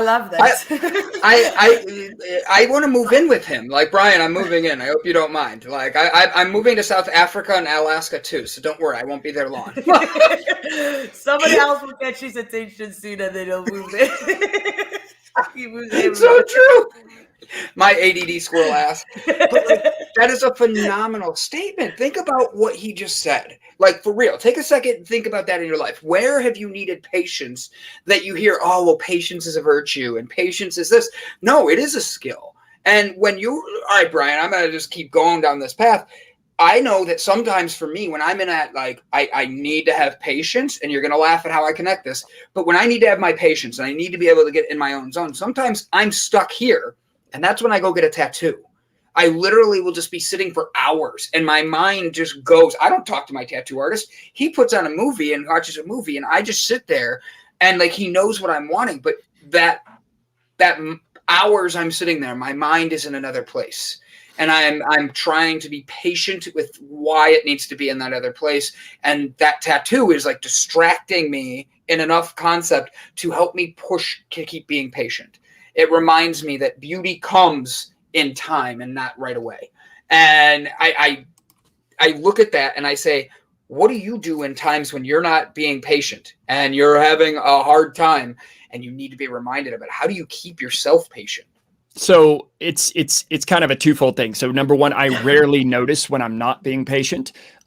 Patience like that is like, I guess the best way to say it is you never really understand when you're not being patient because you're so frustrated from not being patient, right? It's one of those things that kind of creeps up on you. So first things first, my wife generally bitch slaps me upside the head and says, hey, you need to calm down. You need to relax. You need to breathe. And I'm like, oh yeah, you're right. Okay. So then what I'll do is I will stop working on whatever project it is, because there's no point in my life that is not a project in motion. So I will stop working on whatever it is I'm doing, or I will stop doing, or I will stop practicing, or I will stop training, or I'll stop lifting the weights, or whatever the heck it is that I'm doing. And I will step away from it for a day. And I will attempt to learn something that is the completely opposite of that. So for example, if I'm having some issues with a particular illustration, I will stop working on illustration and I'll go learn code. Because it gives you a different perspective, right? You take a break, you put your mind in a different gear, because you have to put your mind in a different gear sometimes. You put your mind in a different gear, and that helps you come back. However, I do understand the tattoo thing a lot, simply because the tattoo gets you out of your body, right? So the tattoo is going on. If you've never had a tattoo, don't be scared. It's a little painful at first, but then it turns into a very zen process. An addiction. It is an expensive addiction that just kind of goes and goes and goes and just keeps going, and it just keeps going. A lot of people ask me how many tattoos I have. I say just one. I'm not done with it yet. Just one, I'm not done. but what it does is it forces you. It forces you to go back into a calm place, because if you don't calm yourself down, the tattoo artist is going to fuck up your tattoo. Paching, you just owe $2 more. And that. Thank you. and it's going to be a much more painful, unpleasant process. Whereas if you can just kind of chill out, zen out, go back into your head and reflect, ponder, relax, meditate, whatever it is you want to do, it gets you out of that frustrated situation. I think that I think tattoos is like self-harm, but on an acceptable social level, because getting stung by a needle, it's painful, and as you said, it brings you out of your body. And my last tattoo that I went for was on my back about 2 months ago. Well, on my lower back, and the first thing I thought is that I'm trying to get my outsides to hurt as much as my insides. So you go for a tattoo just to like, oh, okay, is that what real pain feels like? Because you're so stuck within. I think it's therapy. I feel that tattoo is therapy and therapeutical for people that's got a hard life. Well, not just a hard life, but I think it's kind of therapeutic for anybody, to be honest with you. But I did hear a really interesting thing a ways back, and I kind of wanted to share it here because now we have an audience. So I'm not a God-fearing man. I'm a believer in the universe, but not a specific deity. So, but I do respect all religions. They're all good all the way across the board. You do whatever works for you. But somebody once brought the point up to me that that you're not supposed to tattoo your body because it's a temple, it's a sin, right? And my response to that was, when was the last time you saw a church without a stained glass window, or without pictures on the wall, or without a fresh coat of paint, or without something, right? Even in the temple, generally at the front of the temple, there is this thing, no matter what religion you believe in, that is dedicated to said deity, right? Right now, these are all dedicated to the deity of this temple, right? They all help me either A, remember lessons that I learned, B, memorialize certain events, just things that alter me in a fundamental way. Like I don't just randomly get tattoos. All of my tattoos are very story based upon my story, what I need to remember. There are things that are tattooed on my body that if you read them, they're backwards. But if I look in the mirror, it's right to me. And that's the reminder. So, yeah. I do the same thing. Like, I really like, I have people see I have a full sleeve Ninja Turtle tattoo. Nice. And oh, dude, I'll show you it later, because I have to get half undressed for it. And when we're in public, I have no problem being like, but on that show, I'm like, I better be like, a little bit conserved, But like, they see this, and I'm amazed by how many people make a judgment right away about me. Like, they're like, oh my God, that's on your body forever? Yeah, my body, not yours. So why do you care? Exactly. And it's just one of those things where I think that when you have that, it's a reminder for you. And I've had that conversation with, I used to be a pastor, believe it or not. And I stepped away from the church, and tattoos were a big issue for people because they were like, oh no, you're defacing the body that was made. And I'm like, but we're made in that image. We're supposed to be able to know who we are. And mine tells a story. Like, you want to know me? I'll take my shirt and my shorts off. I'll be in my underwear, and I'll tell you all my tattoos do, because every single one of them has significance. Not one was just like I walked in and pointed at the wall. Like, that's not for me. You know? It's the same thing. So I may ruffle a few feathers here on your show, and I apologize if I do. But it's the same thing with like the current state of the world and the vaccine, right? So here in the States, we have a lot of people that are just like anti-vaccine all day long, right? I am personally a man of science. Yeah, go get it. But people say, God will save me from this. And I'm like, God did save you. He sent you scientists to make vaccines to put in your body.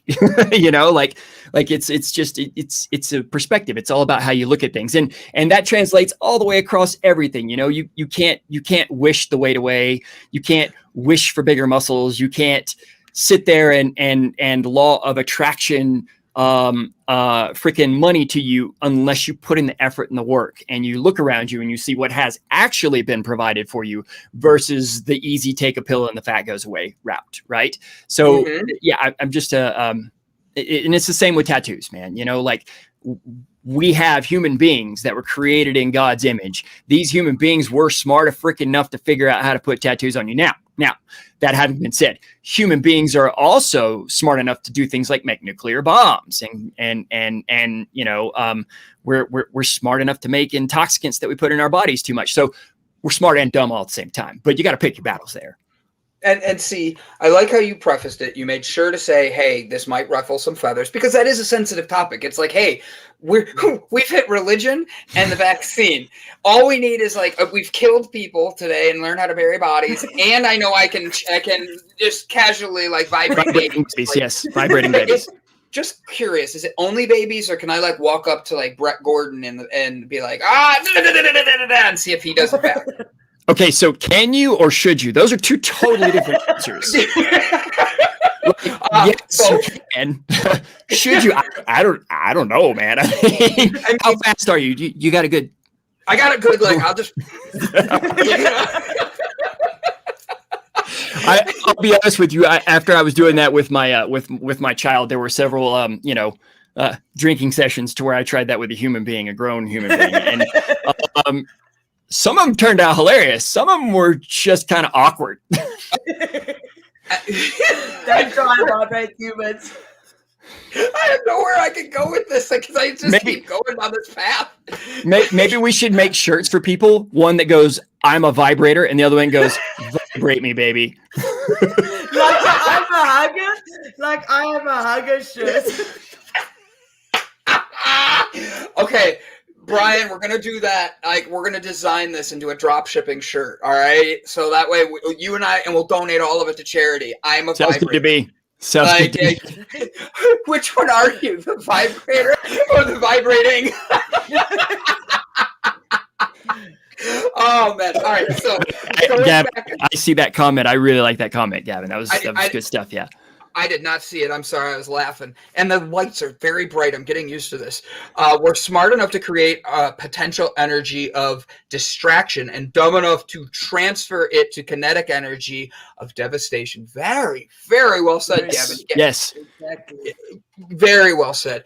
Like, so Brandon, hang on. I'm going to cut you off. I'm going to flip the interview process here. You told me you're a photographer. Talk to me. So I did photography years ago as a way of coping through a divorce. And the truth is, it was I never got into the editing before that. I never understood why people, oh no, you're supposed to take the picture. But my mindset was click, and that's what you do. And then as I became like surrounding myself with more photographers and that, they were telling me like, no, here, let's do this. Let's go here. Let's do this. Next thing I know, we're in abandoned buildings. Like, Six Flags, New Orleans? I do. You know how it's still just abandoned and all that? I do. So my friends are the guys that went down and did pictures of the abandoned Six Flags. They actually got a police escort. Yeah. So like they do these things and I'm like, that's really cool. But then they don't live off that. they literally have this as a hobby, and it's their way of getting out of their mind. So for me, photography became I want to see the beauty in the world, and there's so much that we can take advantage of to see that beauty, and I wanted to be able to capture it. So I take pictures of things, and I try to see the beauty in it. And I notice when I'm not taking pictures that I seem to fall away from that beauty, if that makes sense. It makes perfect sense. Elsa, Six Flags is an amusement park chain here throughout the United States. But why is it abandoned? Because Six Flags sucks and they have difficulties keeping their parks open. We just do honest on the show. Honesty, it's all we want. He's actually correct. It's a combination. There was also Hurricane Katrina. Yeah, Katrina jacked up a lot of stuff, and I wouldn't doubt if that was probably the number 100% cause of that one shutting down. But I still that was Six Flags sucks. It does. Have you ever been to Cedar Point? No, I've never been to Cedar Point. So my geography throughout the United States, I started out in Alabama, in an S-hole of a town in Alabama, and then say it. No, I'm good. I don't want to cost you money. So I started out in a small, like just pencil prick of a town, and then wound up out here in Denver, Colorado through some various other adventures. So I've got the West Coast, I've got Middle America, I've got South. I've been to New York a number of times, and I've been up and down the East Coast, but I never made it to Cedar Point. No. Now, are you a roller coaster guy? Yeah, they're fun. Yeah, I enjoy them. So if you're ever in Ohio, I don't care if it's Cincinnati, Columbus, or Cleveland where I'm at, let me know, and I'll give you like the VIP tour of Cleveland. I literally like take people around, but like roller coasters, that's my jam. Like let's go out there and like just like get thrown around for a little bit. You know, I like beating myself up naturally. But and now I'm like, where do I go with this? He interviewed me. I totally lost where I was going to go. With your tattoos, they tell stories. Correct. Do you have one that catches people's attention a lot more that is a story that the hand one. I was going to ask you about that. The hand one, and it's difficult to see here, but I have one on my neck that runs down my neck here. So the one on my neck is actually less attention capturing than this one. So the one on my neck I got right after my mom passed away. It was my second tattoo. I was like 2 tears in a bucket and let's go. See, I saved you $2 more right there. So I'm at $35, okay, or $36. Got it. All right. So this one on the back of my hand, it actually says blood makes the grass grow. And I got this one about a year ago, actually. Down here in my studio, I had a buddy come in and bring his tattoo gear, and we just sat down here and chewed the fat, and I got this one. But blood makes the grass grow. That one captures people's attention so much. So in the days of old, when people would actually have fights on battlefields, all the way from, swords and spears and shields, all the way up to Civil War and so on and so forth, people that lived in the areas around those battlegrounds would say the grass would be much richer and greener and fuller the year or two after a battle. Well, obviously, science will tell us if that much blood hits the ground, you're going to get a lot of iron in the soil, which is going to make your grass grow. It's going to be nice and green. Over time, that statement, blood makes the grass grow, turned into a statement about hard work and effort. Put in the work, you'll reap the reward. Blood makes the grass grow. So yeah, that's the one that captures the most amount of attention. But I mean, having them all up and down my forearms and down my neck, I'm kind of like a walking attention getter. But the thing is, that's a good thing, because it's not like you're a walking attention getter with like the middle finger walking around giving everybody like. I used to, but I'm not anymore. I used to be an asshole. I'm not anymore. I've got that same problem. I used to be an asshole. I'm not anymore. I'm nice to the people that's nice with me, and I just ignore the others. Yeah, I'm right there with you. I literally used to be a horrible human being up until about the time I was about 23 or 24.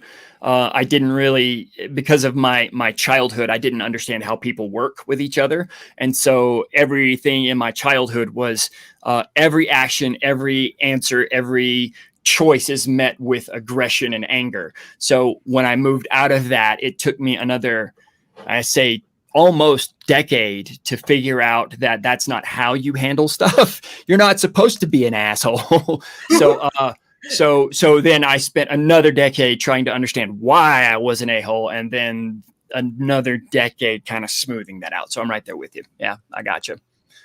So the shirt that I wear that says I'm an asshole, my parents told me I could be anything, so I became an asshole. Mhm. Like, that's not something I should wear to their anniversary party this weekend. No, go for it. I made that mistake once as a joke for my mom. She's seen it. She laughed. She thought it was funny. Then I show up to my dad's my dad's party. I had another shirt on and I unbuttoned it. My mom does not swear. Like, she's just a little saint, okay? She was 5'1". I say she's 4'11" now because she's shrunk. And it's just getting older. But, like, I cannot tell you how fast she used the F word on me. Like, walks up and goes, "Go change your fucking shirt." I'm like, "Oh my God, Mom, okay." Like, I did not see that coming. She was with me when I bought the shirt. It was a fun joke. And oh my God. Like, so I've learned not to wear that for important events like weddings and funerals and stuff. So Don't do that, but I dare you to wear the I'm a Vibrator shirt. Deal. I'd wear that. I will wear that. Are you a vibrator or vibrated? Which shirt are you going to do? Like, I think we need a picture on there. Do we put like a vibrator or do we put like a cat? Does cats go when they purr? Definitely a vibrator.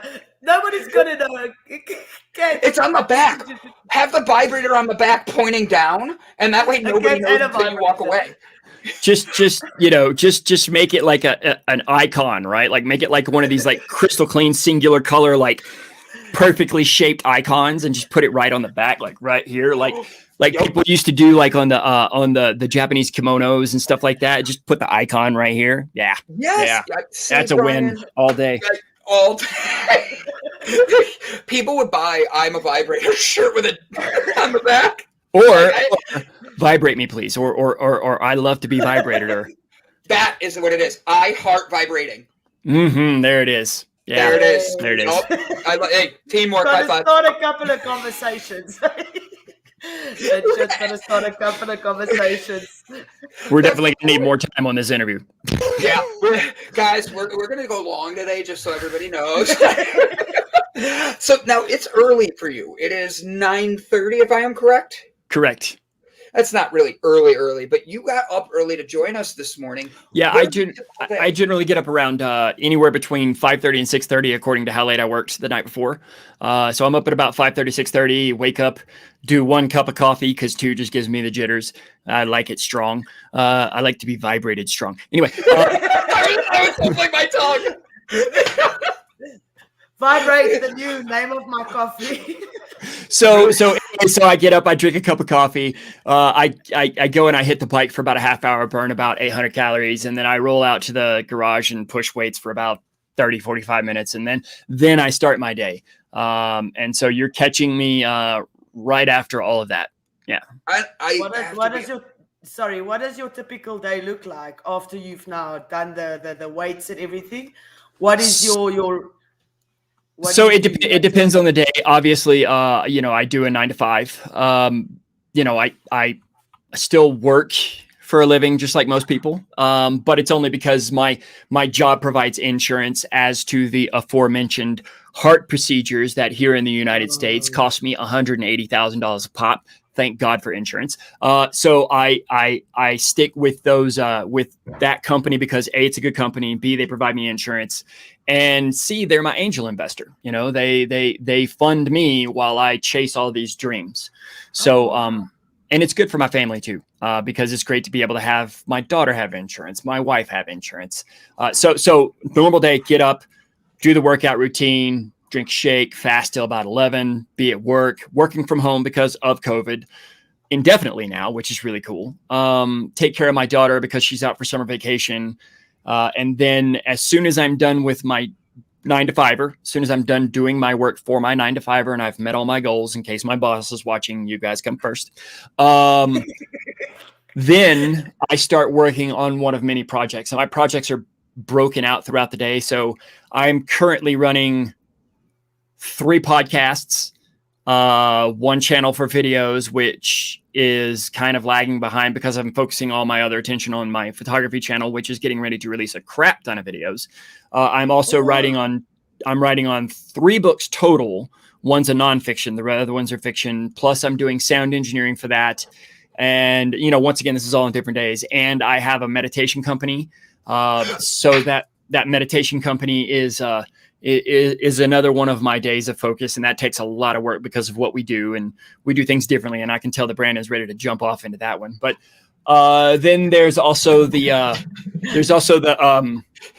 just the whole business aspect of all this other stuff that I do.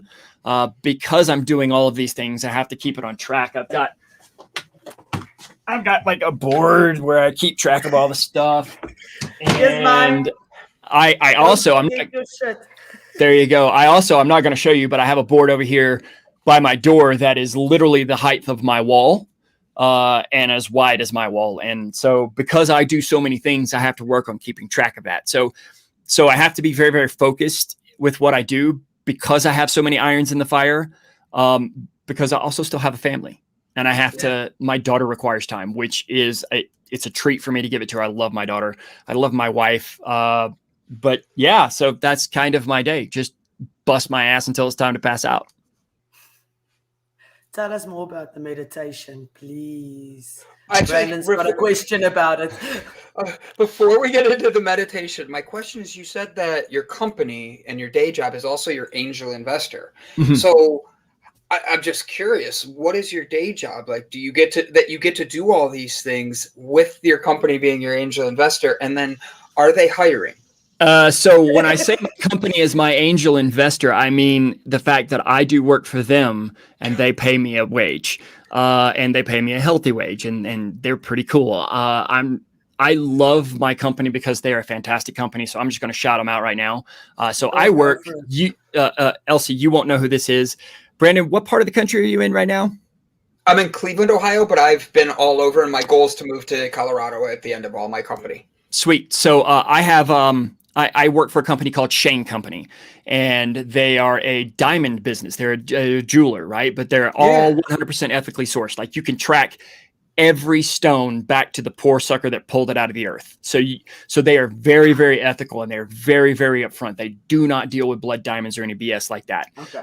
But I work in their corporate office, and I work for them doing video work and video editing and, animation, motion graphics, the whole 9 yards. I do a little bit of photography, but it's not the same photography as what I do in my personal time. I like shoot like 360 pictures of stones and rings and things like that, or we're shooting commercials, or we're shooting web advertisements and things like that. So they are a fantastic company. They treat their employees like kings. So that's another reason I've stayed with them. So that's why they're my angel investor, because they give me a paycheck so that I don't have to worry where my next round of funds is coming from. You said that very eloquently, so thank you for sharing that. And I did not know their website, but if you let me know it or put it in the chat, I'll make sure to have it in the comments or in the bio for when this goes on Spotify and everything. Sure, Shane.com. Yeah. But perfect. Yeah. All right. So meditation app. Why meditation? What made you create an app, and what the hell makes it different? Because I use a lot of different meditation apps, and I've gone through them, and I actually am writing for my blog. How do you pick the meditation app that matches you? See this one? I did. I thought Dwayne "The Rock" Johnson showed up for a second there. I was worried. So do you remember earlier in our conversation when I told you I hit that wall? Yeah. And I had to work through it, and I had to learn to become more patient. I had to learn to do all these things. Well, it's not easy to just rewrite your programming up here all by yourself. You got to change what comes in. Les Brown once said, it's not garbage in, garbage out. It's garbage in, garbage stays. So I had to clear out some of the garbage, and the only way I could do it was obviously through doing some meditation, which I had dabbled slightly in before, but really hadn't gotten into. So I dove headfirst into it, and after, say, 6 months, I was really standing there like, wow, everything sucks. My brain goes 1,000,000 miles an hour, and everybody wants me to shut that brain up. But that's not how my brain works. And I know that there's a bajillion people watching this that are going, me too. My brain doesn't shut up. And so we started, and I say we, I have two other people that are really dialed into this with me, and you guys are all about to flip out on this. So we started a meditation company with a different focus, right? We said, well, why do you have to make your brain shut up? What is the point of that, right? We were given this imagination, and that is what makes us unique as a species. When the chips are on the table, it's our imagination, it's our creativity, right? Everything around us was at one point in someone's imagination. So that having been said, we said, well, is there a way for us to shake hands with your imagination and really get things going? So what we did was we created a company called Empty Cup Meditations. And Empty Cup Meditations is essentially focused on making you the star of a fiction story, and you get to achieve certain meditation goals as you complete the story. But let's be crystal clear. These are powerful meditations. So for example, you will start out in a space, and we go through a training to where we're like bouncing sound around your head and just showing you that your imagination is powerful and it is okay to let it fly, right? And then we have a narrator who guides you through the entire process. By the way, his voice is like rainbow magic and unicorn blood. It's amazing. Like, it'll blow your mind. It's really good. Anyway, so we take you on this journey, right? And throughout this journey, you're having to do things before you can move forward in the journey, and you accomplish these goals. Well, unbeknownst to you, you are actually ticking off realistic meditative goals. And at the end of it, we smack you upside the head with this really powerful revelation that you didn't know that you were about to have this revelation, but you have that revelation because you have done the things, right? As a classic example, there is one meditation to where we teach you how to fly. And once we teach you how to fly, you fly up to the top of this cliff and you're looking down over this forest. And we teach you a technique called the sacred breath, where you're breathing in and you're breathing out and you're breathing in. And we make it like this real powerful thing, and we're giving you this sound effect to kind of guide you through that breathing. Every single person that does it syncs their breath up with that sound effect, right? So you look down on the forest and you see the trees are swaying with your breath, right? And that's showing you that your entire inner world, everything about you is controllable. You can take charge of anything. You just have to stop, breathe, and pay attention. Right. And that's just one. So right now there's an app out there. It's called Empty Cup Meditations. Play Store, App Store. You can go and get it right now. It's absolutely free right now. We will be moving to a paid model soon, but right now it's absolutely free. There are 7 meditations plus trainings. The 7 meditations are called the First Key. And this is really your introduction into the way that we do meditation. So once again, we're not trying to tell your brain to shut up. What we're trying to do is get you to use your imagination in a very focused, powerful way. Is that it? That's it. Boom. Downloading. And I want to see if I can get it in South Africa. Let's see. I hope so. You can. I made sure you could. Thank you, because I can't find any meditations that I am in love with. If you're about to change that. EmptyCupAudio.com. Is that the website? Yeah, so that's currently the website. Yeah, but we don't really direct people to the website. It's more about the app for us. The website is there. It's a presence, but to be honest with you, it really is about the app, because the app is in your pocket. You can just kind of lock it down and listen to it. No, I love it. Like, I want to make sure I share it, but I want to share it to the right way. I Googled it really quick. That's why you got the side angle of me. You know, you get the good side. But I wanted to downloading. Nice. I can't wait to hear your feedback. You guys are going to absolutely love this. I'm going to share it with everybody in our spiritual community. In my spiritual community, that's my soul family, because everybody meditates, and I will share it with everybody. Brian, it is Brian Tracy asked, what is it again? It is Empty Cup Meditations. Kind of goes along the theory of, you can't, how can you put anything in your cup if it's already full? You have to empty your cup so that you can refill it. But it's a fantastic app. We poured about 6 months worth of work into it, and it is also packed with that theatrical soundtrack and sound effects, and it's a game changer. It really is a game changer. Okay, what made you? Go ahead. What's the next thing that you've got lined up that you're gonna learn? Do you just fall into the things that you educate yourself about as you see that you need it, or do you have a list where you say, I really want to do that, I'm gonna do that next? I don't so much have a list of things that I need to learn or I'm choosing to learn. Most of it is either something I fall into or it is something I need to learn in order to accomplish a task. For example, I learned audio engineering to do the most amazing story ever, The Gospel of Sam, the book you started on. So I needed to learn how to do that. But all that having been said, yeah, it's a need and or a stumble that brings me into the things that I learn. I don't create a list. There are things that I want to do, which will ultimately entail me learning. But for the most part, it's just, necessity.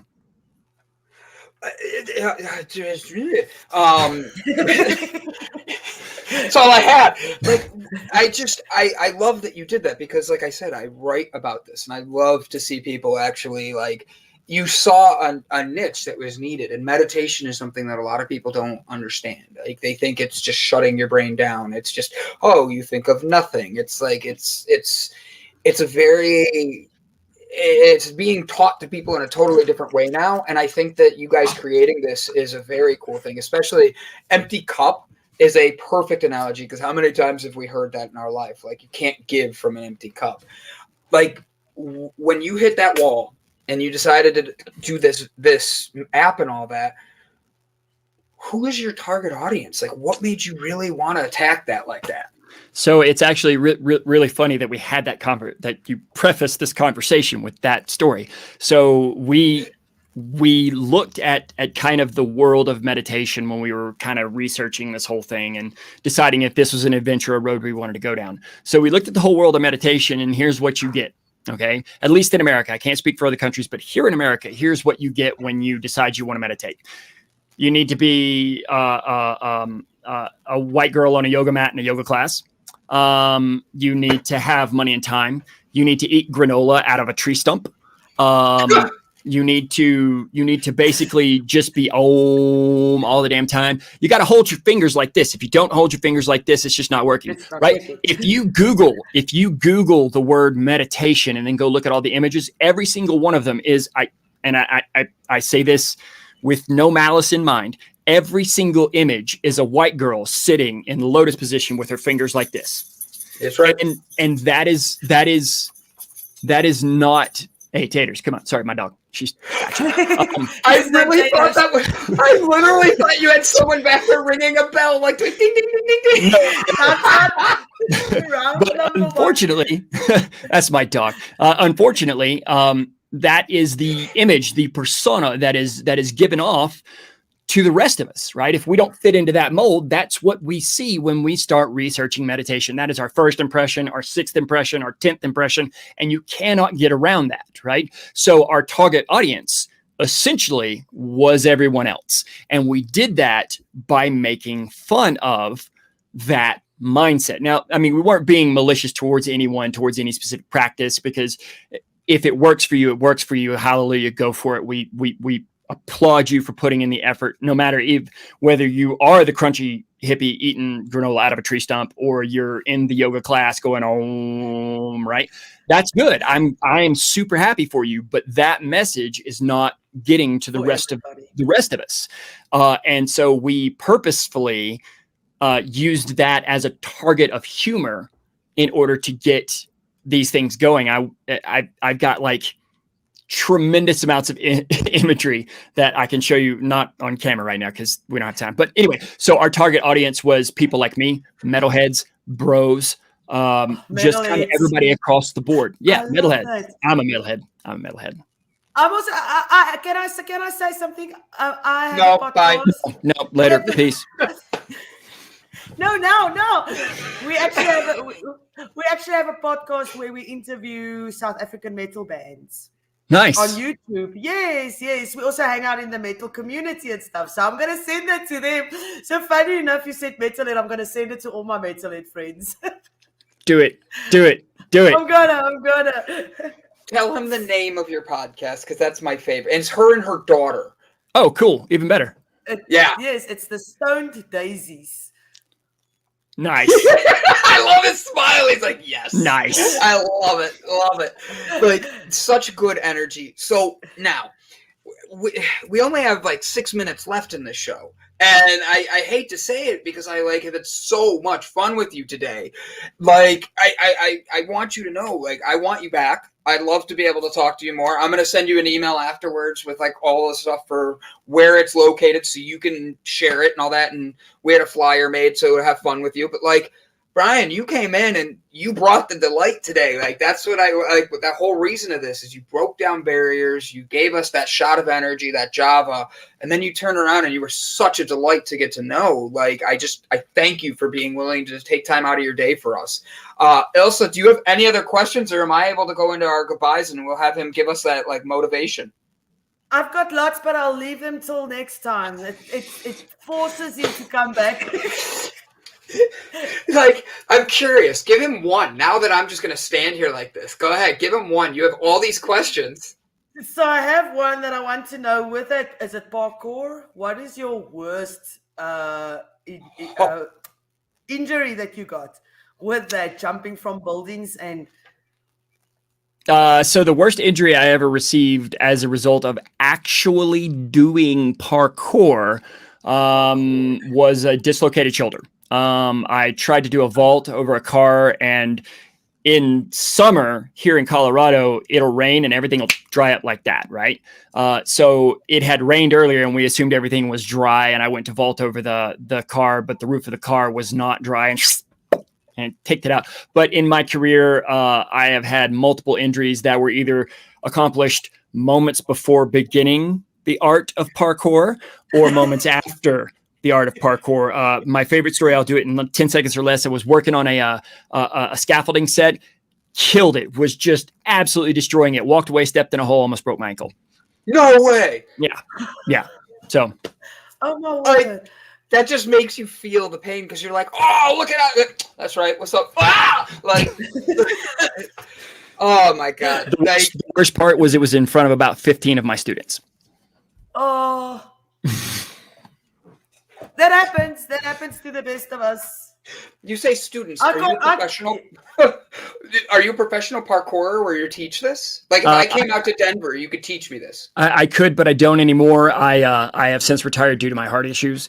But yeah, I taught for 9 years. I owned an actual parkour gym. I ran a parkour program for 5 years, and then for about 3 years after that, I owned a parkour gym. It's still functioning, but I split ways with my business partner. We had some serious disagreements, so I pushed my shares across the table and walked away. But that was right when all the heart problems were kicking. So yeah. Honestly, the universe aligns, and that means something better is coming, like the meditation app. I already have it downloaded. It said, "Do you have your headset connected?" And I was like, "Not yet. I'll be there in a minute." But like, honestly, Brian, thank you. You are a living testament of what it means to like follow who you're supposed to be. And there's a lot of people out there that have just not found themselves, and you're willing to be that example, and you're standing out and all that. So please know I am grateful for that. The way we end every show is fun. We end it with a positive speech, like positive like minute conversation you get to have where you get to give either your favorite quotes, you get to give your favorite inspirational thing, whatever it is, but you leave everybody with that really good feel good, or you could make something up like I do every day. So I will go first, show you how it goes. Ilsa will go second, and then you get to have some fun, and you get to go last. Sound good? Sounds great. Awesome. All right, guys. So, wow, today went by fast. From Lissy coming on and telling us about what she did as a 9-year-old donating to a animal shelter. Don't forget to click that link if you want to donate. To having Brian come on and teach us a meditation app and how to vibrate babies properly without getting in trouble. Or Ilsa teaching us about burying bodies. Today has been a wealth of knowledge, and we had fun with it. Remember that life to have fun.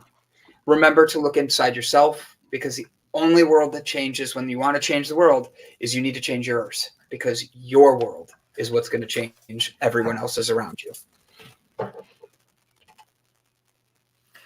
I had so much fun. I have fun every day, but I had so much fun talking to you guys. and learning something new again. And then I've got this little book. It's my Don't Forget Your Shit 2.0 to 1. I wrote it there because I always forget my shit, but it's got the most beautiful little quotes. And this one says, nobody ever figures out what life is all about, and it doesn't matter. Explore the world. Nearly everything is really interesting if you go into it deeply enough. And I just feel that is just so perfect for today. And I hope you guys have a wonderful, wonderful day. It's gonna be magic. I love it. So I had a blast. This was absolutely awesome. You guys are great conversationalists, and I like the comments that were thrown up on the screen. But I guess that my closing statement is a little bit more prophetical, maybe. You are how the universe experiences itself. You can literally do anything you want so long as you're not defying the laws of physics. And even then, those are bendable. Just remember that you are capable of so much more than you can imagine, and no one is here without purpose. Remember one thing: in all the universe wastes nothing. Amen. Amen. God, I love him, and it sounds like so weird saying it. But, I'm married, dude. I'm sorry, I'm married. You're like that. You have to wait. I have to wait. And I can't give him another kid, so there goes that, Nothing to vibrate. So, guys, remember to go take yourself out today. Go get some vibrations on and send the good vibrates. Do yourself a favor. Walk up to a cop and see if they vibrate today. Don't do that. Don't do that. Do not do that, please. But guys, I want to do that. No, you're walking around petting giraffes and lions. Don't make us have to come get you out of jail in South Africa. So, Brian, an honor to meet you, an honor to be a part of this today. And I just want you to know thank you. And I look forward to designing these T-shirts with you because everybody needs to vibrate. Guys, have a good one. Remember to like, comment, share, all that stuff. Ring the bell, like I say. It's the YouTube thing. You guys know it. But do me a favor. If you enjoyed this episode, which we know you did, go share it. All right? Thank you for coming to the Light Cafe. And we look forward to seeing you all tomorrow morning. Bye, guys.